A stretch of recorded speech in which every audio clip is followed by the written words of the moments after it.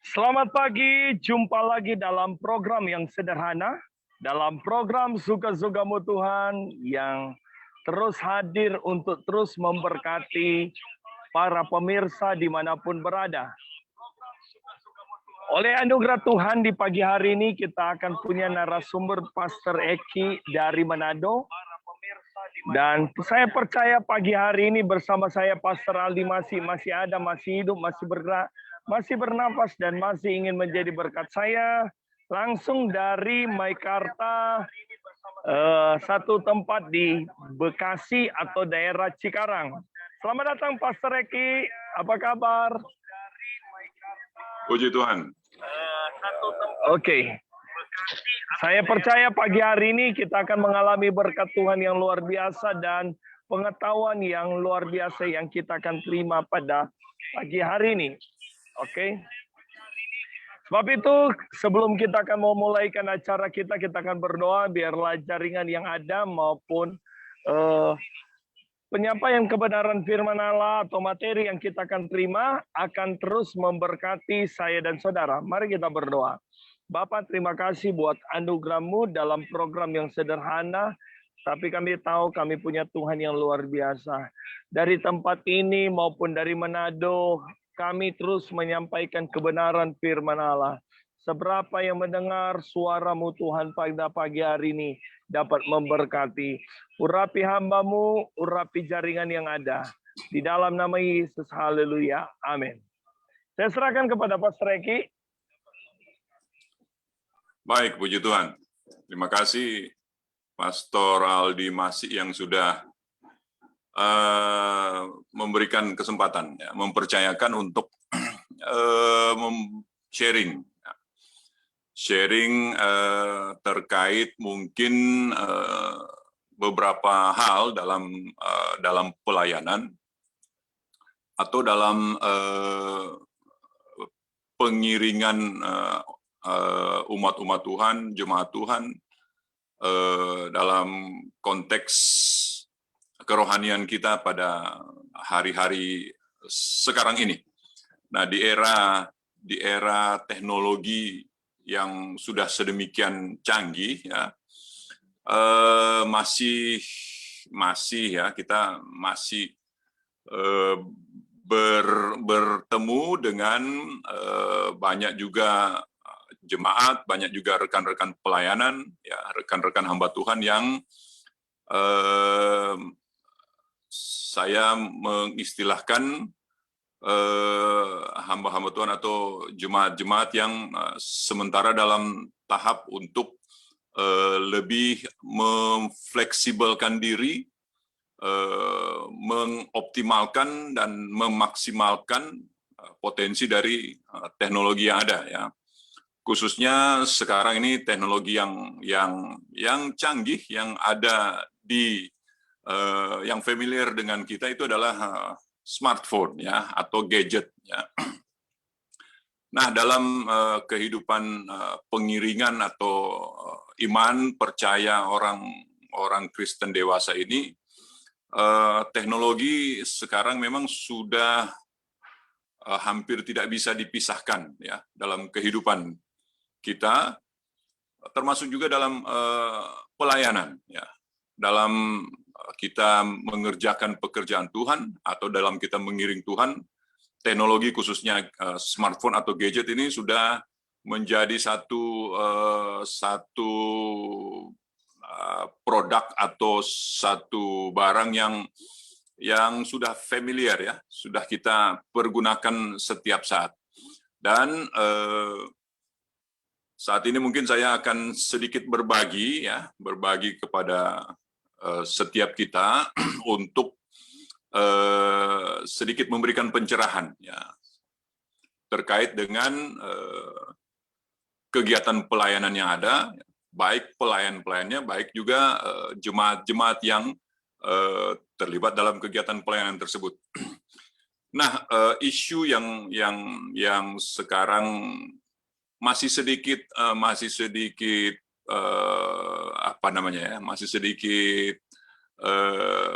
viral, ya, tentang penggunaan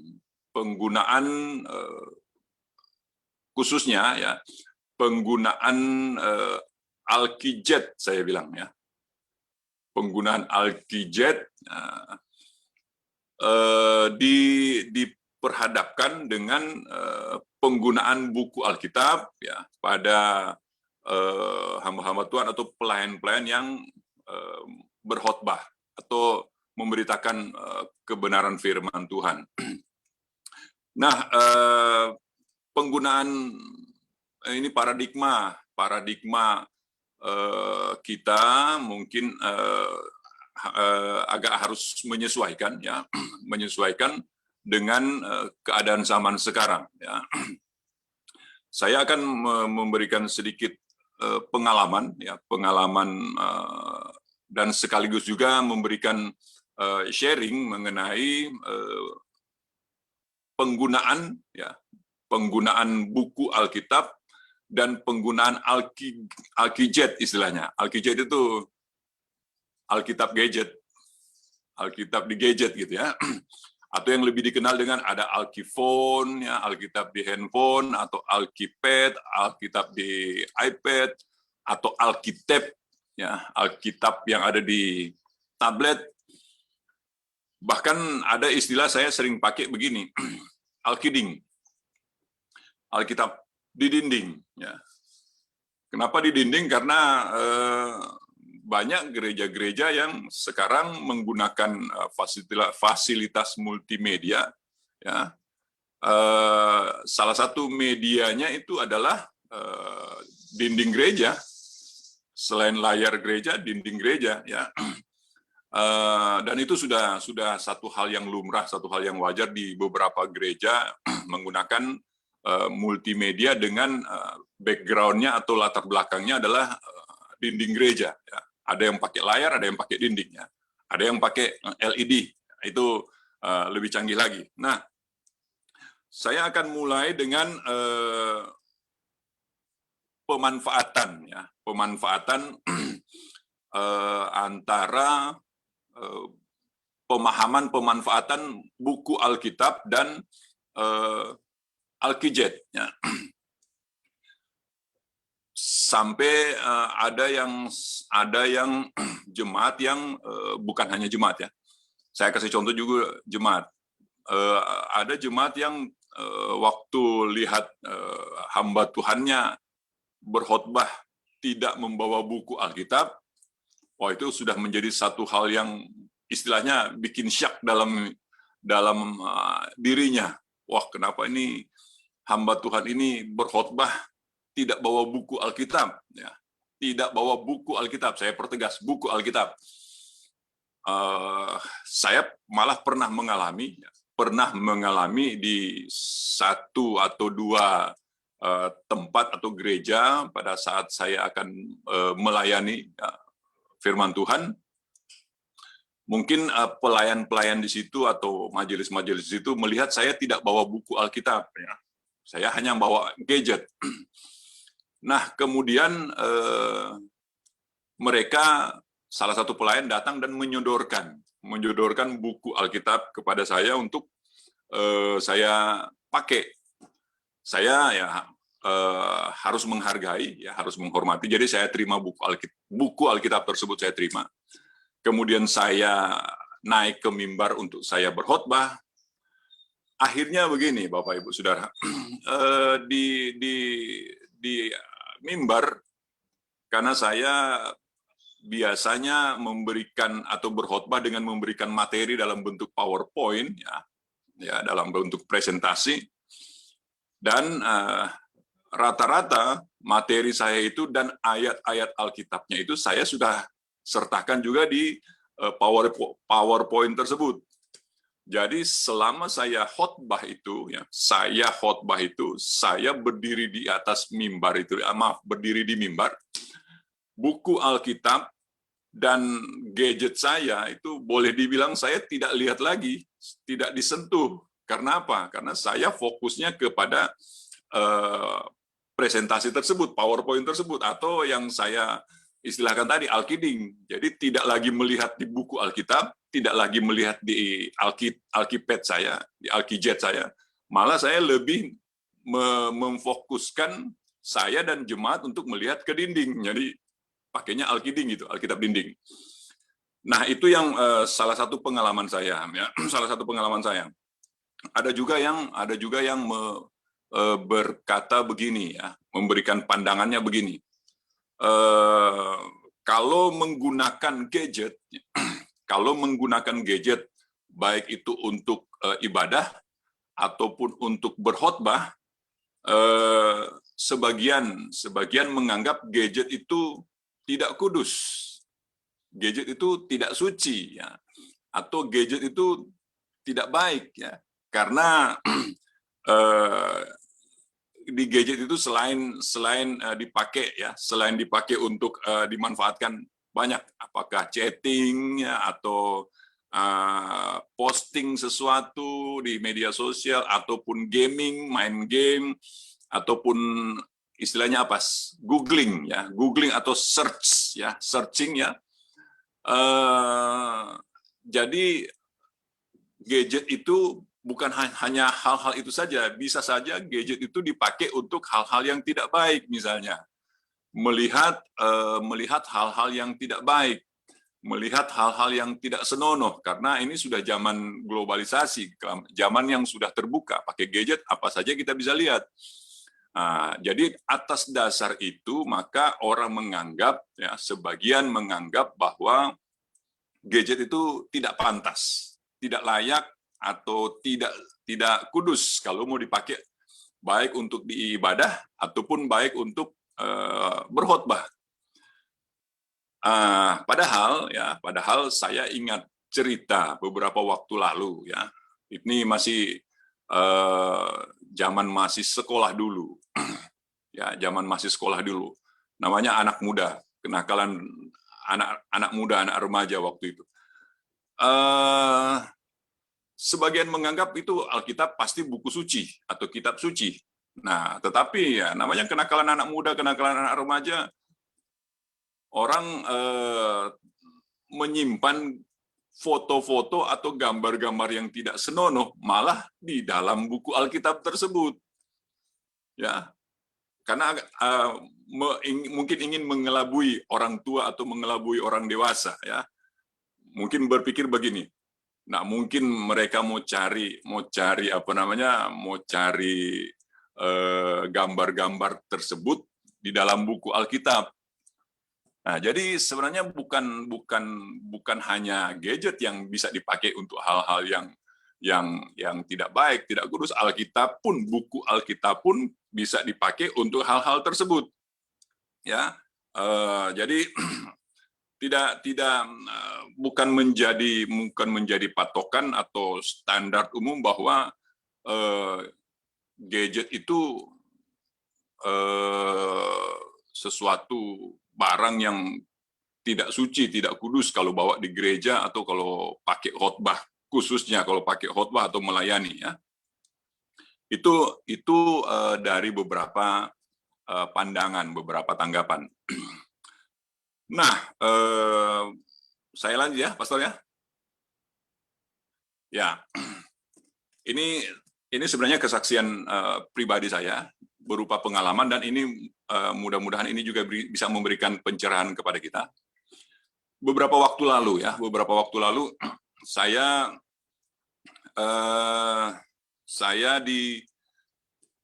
istilahnya dikritisi, ya, dikritisi atau secara halus disindir oleh rekan pelayan, rekan hamba Tuhan juga, ya. Beliau juga pelayan. Dia memberikan pandangannya, memberikan tanggapan dia dengan berkata begini. Dia secara pribadi dia tidak setuju karena saya kalau khotbah tidak pakai buku Alkitab, ya, tidak pakai buku Alkitab, tapi saya pakai gadget atau iPad, ya. Saya waktu itu tidak langsung tidak spontan tidak secara spontan mengkat pandangan beliau tersebut. Tetapi saya coba memberikan pemahaman kepada beliau, ya, kepada rekan saya ini sesama pelayan. Saya menjelaskan begini, saya bilang begini. Sebagai orang Kristen, sebagai orang percaya, kita yakini bahwa buku Alkitab itu adalah buku suci atau kitab suci. Saya bilang ke dia, betul bro? Oh ya, dia bilang ya. Yakin? Iya, yakin. Ya, kenapa dibilang kitab suci? Kenapa dibilang buku suci? Karena di buku tersebut, di kitab suci tersebut ada namanya ayat-ayat suci. Saya konfirmasi lagi ke beliau. Betul toh, bro? Iya, betul. Oke.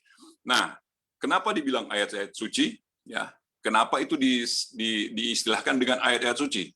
Karena kita yakin bahwa ayat-ayat tersebut adalah suara atau firman atau perintah dari Tuhan yang dituliskan, ya, dituliskan. Betul? Saya bilang begitu? Betul, bro. Nah, sudah 3 betul ya. Sudah 3 betul ya. Jadi yang membuat Alkitab itu jadi kitab suci karena ada ayat-ayat suci. Ya, ayat-ayat suci tersebut karena suara atau firman Tuhan atau perintah Tuhan yang dituliskan. Ya.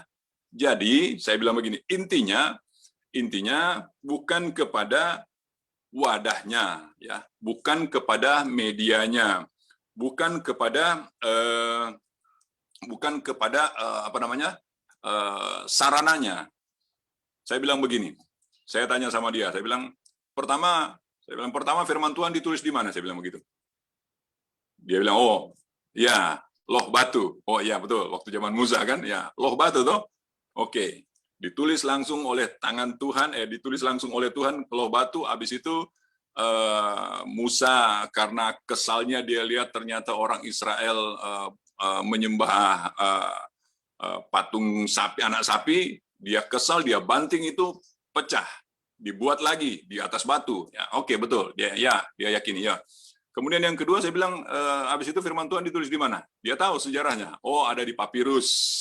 Oke, di papirus. Kemudian saya bilang apa? Ada di perkamen. Ya, oke, ada di perkamen.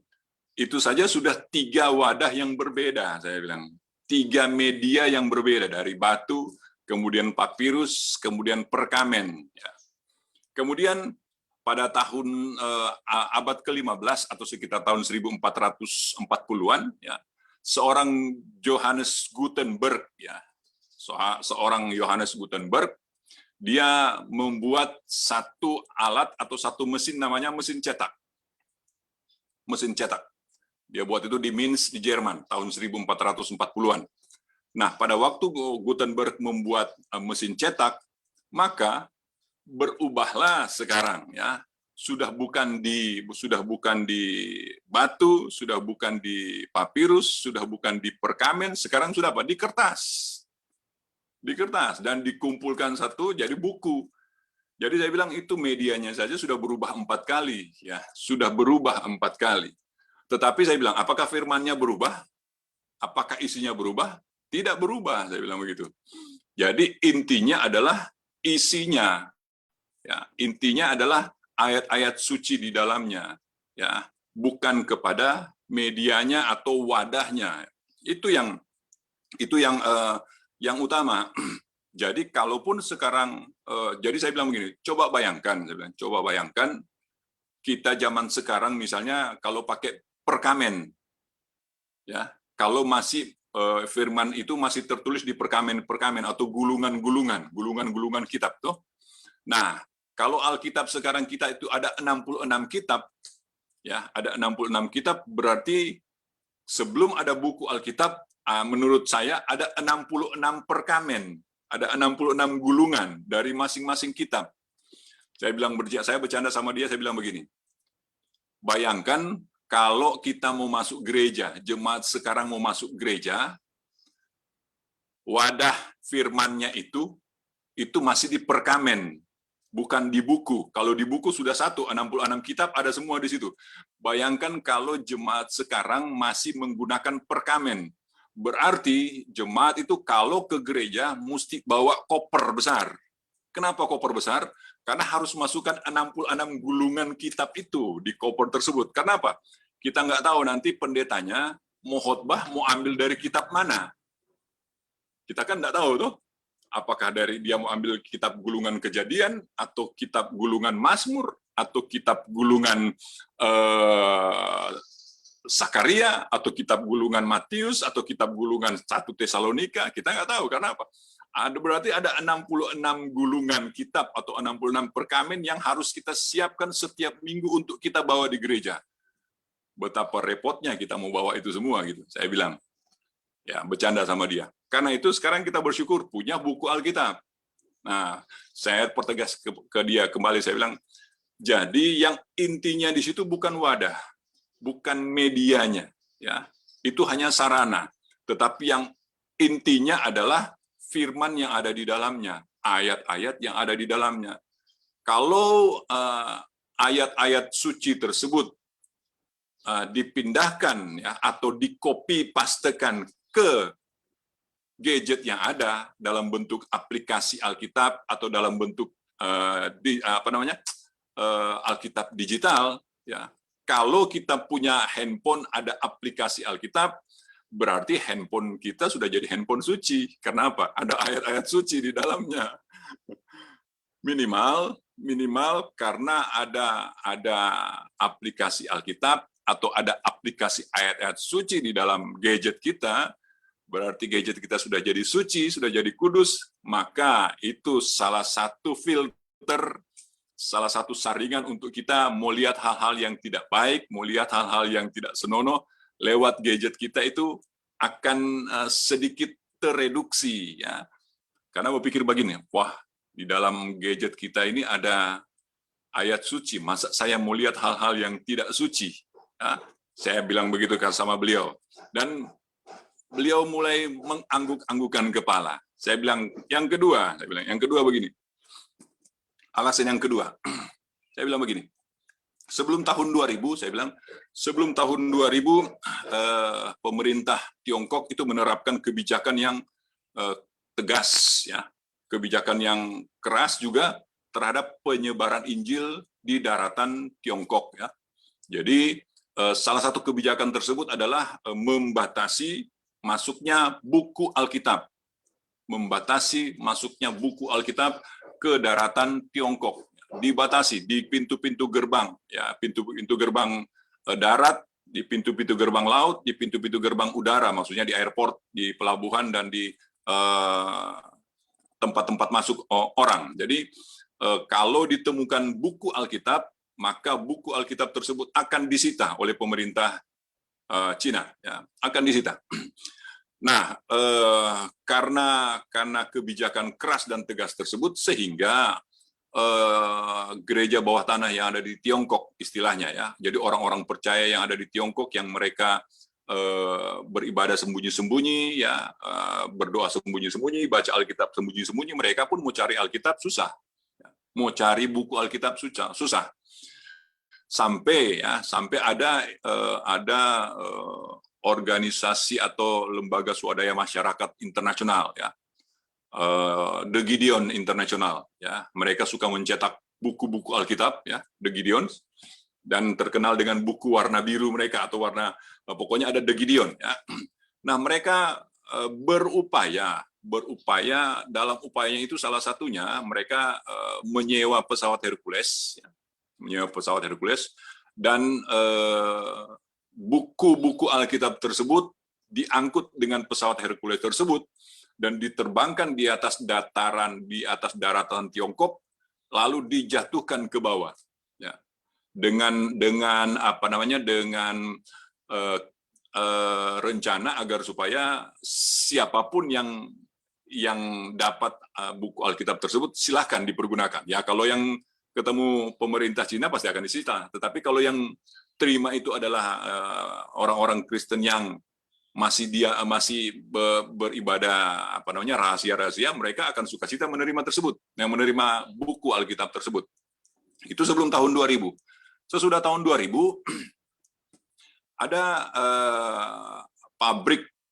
pabrik handphone terbesar di dunia, atau pabrik dengan merek yang merek sejuta umat, ya, namanya Nokia. Nah, ini handphone merek ini pabriknya itu di Finlandia. Ya. Kemudian mereka mau ekspansi, membuat pabrik di Cina. Ya. Mereka buat pabrik di Cina. Daerah yang tempat mereka investasi, daerah yang saya baca Xinhuang namanya, daerah Xinhuang di Cina. Jadi mereka buat pabrik handphone di Cina, ya, di daerah Xinhuang.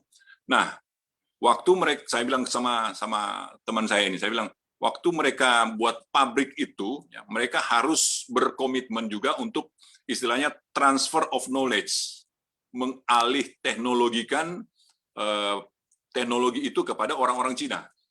Ya. Nah, waktu orang-orang Cina mereka alih teknologi, mereka tahu bagaimana cara buat handphone, ya, mereka tahu bagaimana supaya handphone itu bisa ada. Ya.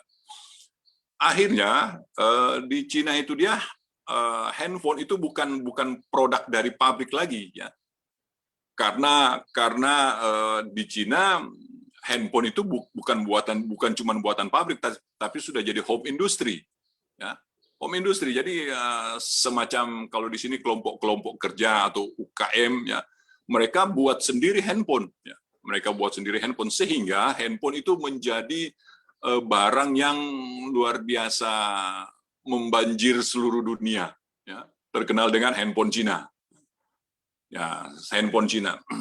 Harganya tidak mahal, tetapi fasilitasnya cukup, ya, cukup canggih. Nah, sampai waktu itu terkenal dengan Nokia Cina, handphone Nokia Cina. Nah, saya bilang sama teman saya, tahu nggak perbedaan antara handphone Nokia Cina dan Nokia Finlandia? Dia bilang nggak tahu. Yang membedakan handphone merek Nokia buatan pabrik Finlandia dan pabrik di Cina, kalau yang di Finlandia atau Nokia asli dia cuma punya satu SIM card. Kalau yang buatan Cina mereka pakai 2 SIM card.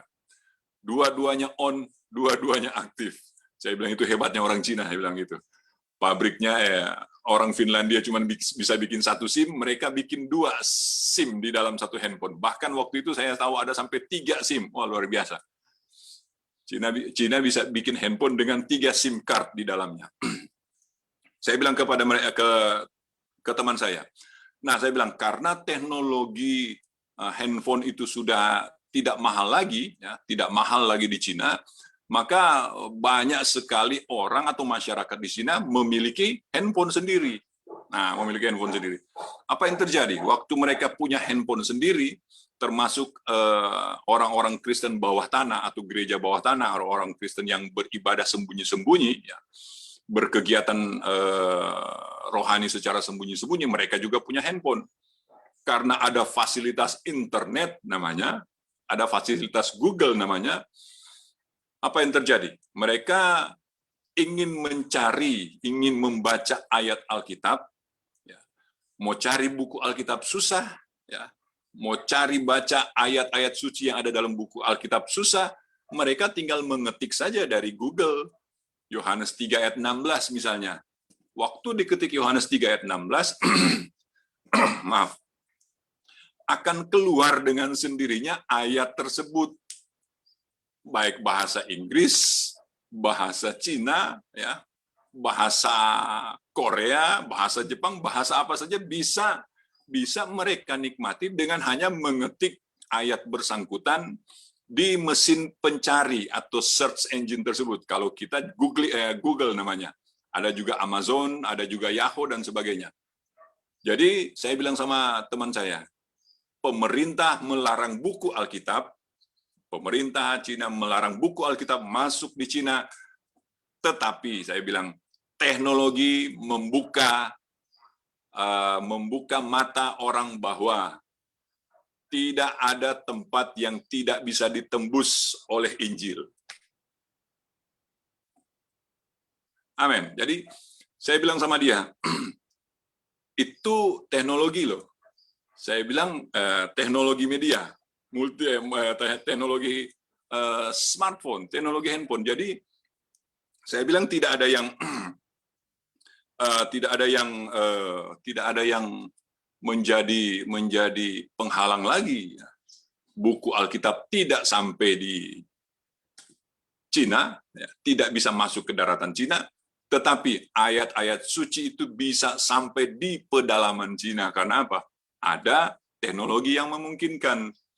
Jadi saya bilang, yang penting itu adalah ayat suci di dalamnya, firmannya, bukan medianya, bukan sarananya. Sarananya bisa berubah-ubah. Jadi saya bilang, kalau nanti satu waktu saya khotbah di Brur Petampa, jangan komplain lagi ya, saya pakai Alkijet. Dia ketawa. Saya bilang begini, akhirnya juga saya kalau untuk untuk khotbah, sekarang saya memang tetap mesti bawa buku Alkitab. Ya, saya bawa buku Alkitab dan saya bawa iPad saya atau gadget saya. Karena apa? Catatan-catatan khotbahnya kan saya taruh di situ. Kalau dulu kan catatan khotbah taruh di kertas, toh. Ditiup angin, lari ke sana kemari, kita mesti cari catatan khotbah dulu. Tetapi ini puji Tuhan ya, lebih memudahkan.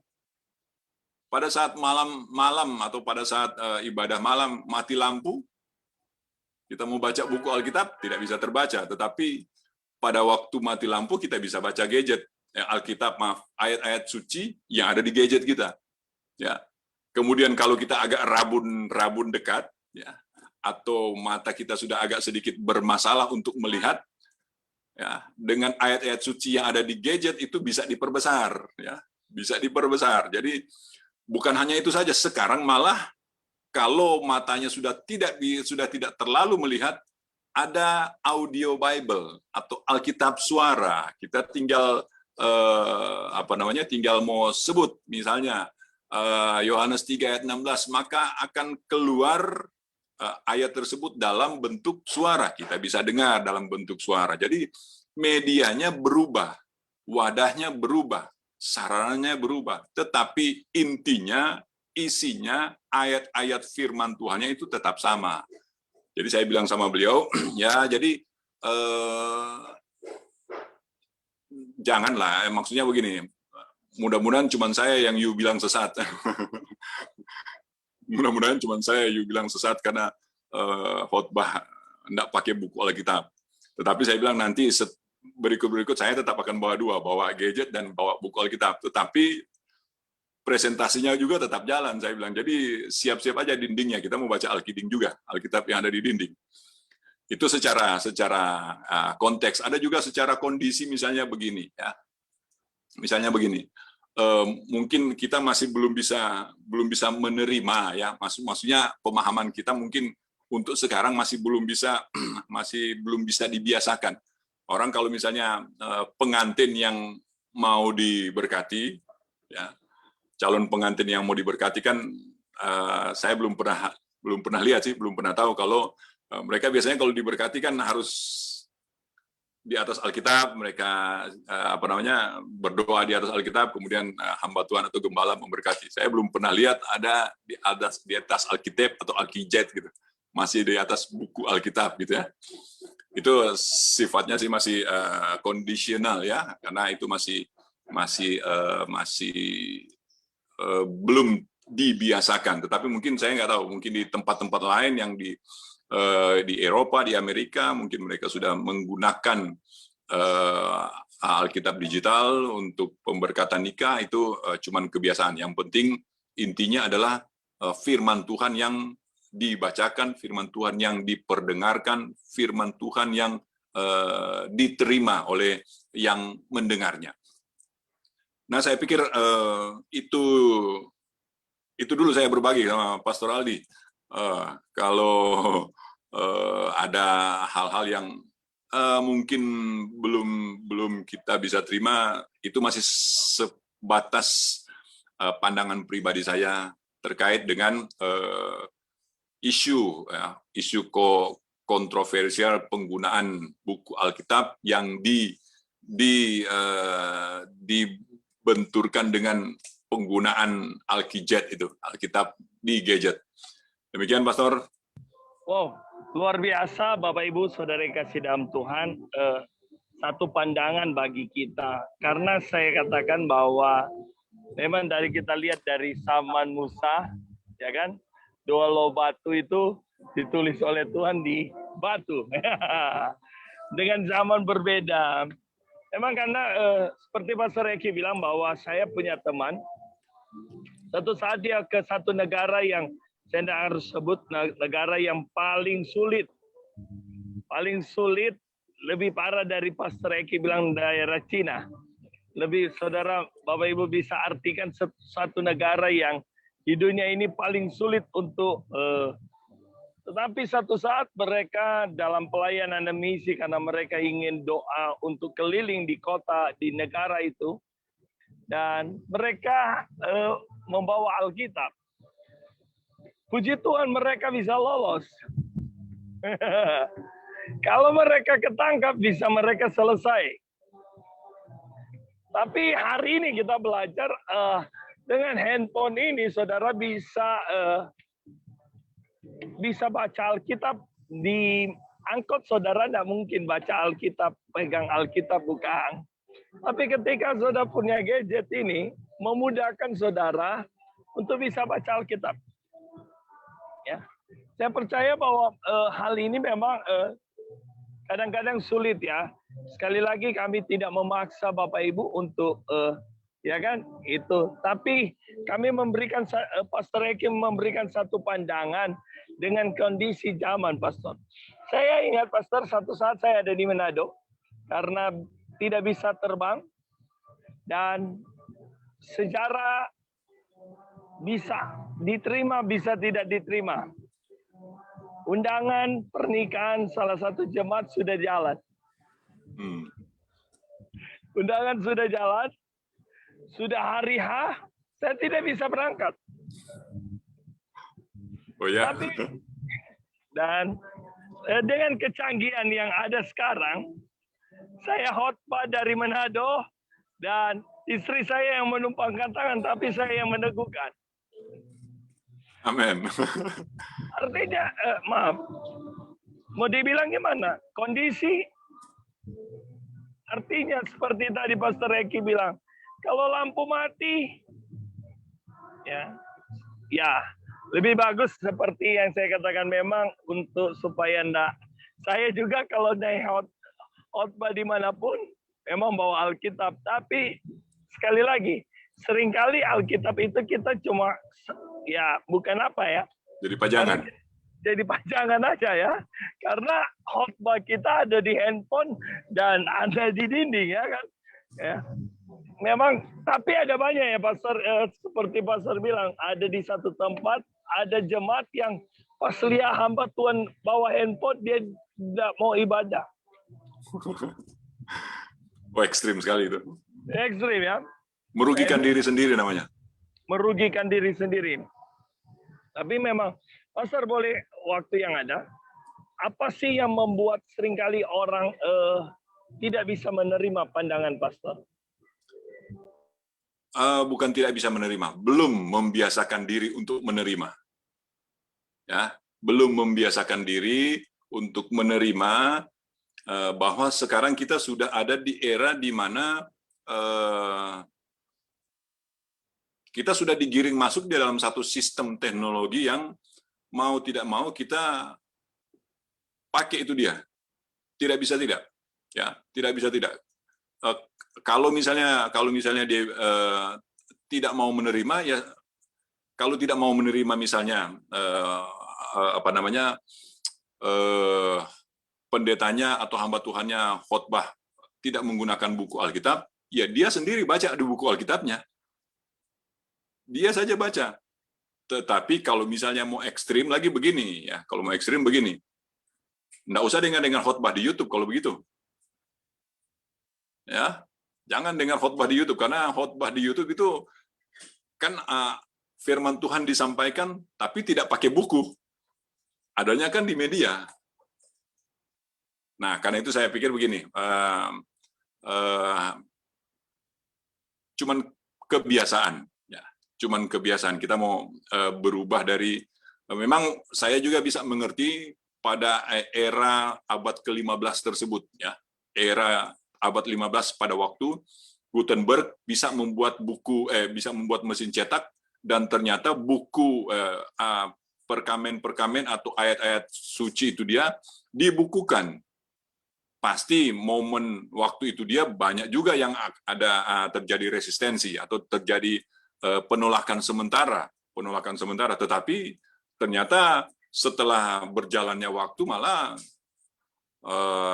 orang lebih suka pakai Alkitab daripada bawa perkamen begitu banyak gitu. Ya, jadi saya pikir itu cuman membiasakan diri berubah, tetapi berubah cuman mengikuti tren. Imannya jangan berubah, keyakinannya jangan berubah, kesetiaannya jangan berubah. Yang kita mengubah itu cuman kita punya paradigma, kita punya cara pandang bahwa kita ada di era di mana teknologi sudah ya hampir menguasai seluruh keberadaan hidup kita gitu loh. Jadi tidak masalah kalau mau baca buku Alkitab oke, mau baca Alkitab juga no problem, mau baca Alkiding juga ya tidak masalah. Yang penting isinya, bukan media atau wadahnya, atau itu hanya sebagai sarana saja. Demikian, Pastor.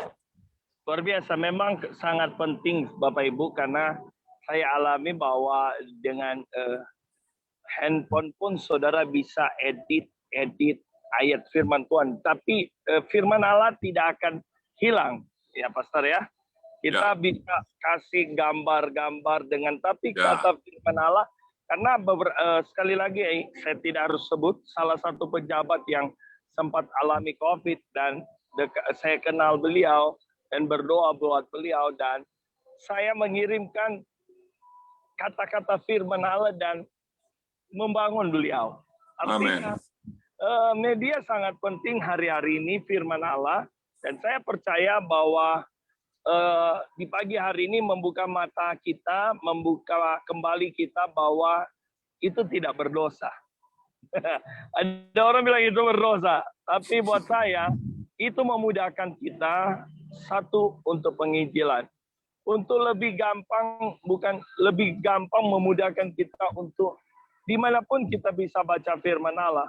Di tempat ini, saya ada di satu tempat ini, orang bisa lihat saya. Tapi hari ini, saya percaya saya bisa, karena media, saya bisa menyampaikan firman Allah dengan Pastor Eki hari ini. Artinya, kalau tidak ada media ini, saudara tidak bisa dengar. Nah, artinya, handphone sangat penting, tergantung kita mau pakai handphone untuk apa. Ya kan? Tadi Pastor Eki saya bilang, walaupun Alkitab seringkali kita simpan hal-hal yang buruk, akhirnya merugikan. Tapi kalau handphone kita yang adalah khotbah, kesaksian, saya percaya akan terus membangun dan terus memberkati. Sekali lagi terima kasih Pastor Eki. Sama-sama, Tuhan berkati. Saya minta Pastor Eki untuk bisa menutup kita pada pagi hari ini lewat doa. Baik, mari kita berdoa. Bapa surga, dalam nama Tuhan Yesus, terima kasih untuk momen yang Tuhan siapkan bagi kami. Setiap kami yang mengikuti kegiatan pagi hari ini, kami berdoa demi nama Yesus Kristus, diberikan pencerahan wawasan yang baru, Roh Kudus yang akan menolong, Roh Kudus yang akan mengingatkan, Roh Kudus yang akan menyadarkan, bahkan Roh Kudus yang akan mendorong dan memotivasi agar supaya setiap yang mengikuti kegiatan ini boleh diberkati dengan materi tentang penggunaan buku Alkitab, tentang penggunaan Alkitab digital, tentang penggunaan Alkitab audio. Pada intinya Tuhan, firman-Mu itu ya dan amin. Firman-Mu itu kekal sampai selama-lamanya. Firman-Mu itu tidak berubah. Wadah, media, sarananya bisa berubah, tetapi ayat-ayat suci, ayat-ayat firman itu tetap kekal sampai selama-lamanya, tidak akan berubah.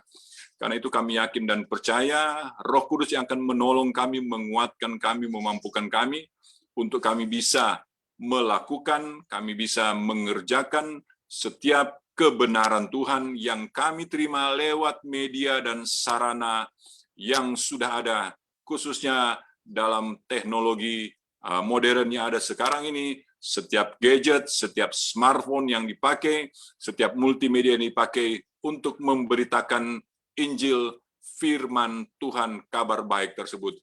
Kami berdoa, kami mengucap syukur Tuhan sudah menolong acara pagi hari ini, dan kami percaya setiap kami diberkati. Terpujilah Tuhan kekal sampai selama-lamanya, dikembalikan semuanya untuk kemuliaan dan kebesaran nama Tuhan Yesus. Dalam nama Tuhan Yesus kami berdoa, mengucap syukur. Haleluya. Amin. Puji Tuhan. Sekali lagi terima kasih Pastor Eki sudah berbagi sesuatu kebenaran firman Allah dan materi pada pagi hari ini. Saya percaya Tuhan terus akan memberkati Pastor Eki dalam pelayanan, sekeluarga, anak-anak diberkati. Dan bagi para pemirsa yang ada semua yang terus mendukung program ini, saya percaya hari ini kita diberkati dengan luar biasa ya. Dan terus kita akan berkarya. Saya percaya, mari jadikan medsos tempat untuk kita saling membangun, saling menceritakan kebaikan Tuhan. Karena saya percaya lewat medsos ada banyak orang akan mengenal siapa nama Yesus. Saya hari ini ada di tempat ini di Maikarta, dan saya percaya seorang bisa dengar suara saya. Tapi saya percaya setiap benih firman Allah tidak akan kembali sia-sia. Dan saya percaya ada hal yang luar biasa yang Tuhan akan kerjakan. Sampai jumpa pada jam 9 pagi. Nanti 1 jam ke depan ada Pastor John Rumagit dari Manado. Dan jam 4 sore ada dari Manado juga. Dan malamnya dari Manado. Jadi tengah malam jam 11.30 dari Delta Mas. Haleluya. Sampai jumpa dalam program Suka-Suka Mutua bersama saya Pastor Ali Masih. Masih ada, masih hidup, masih bernafas dan masih ingin menjadi berkat. Tuhan Yesus memberkati.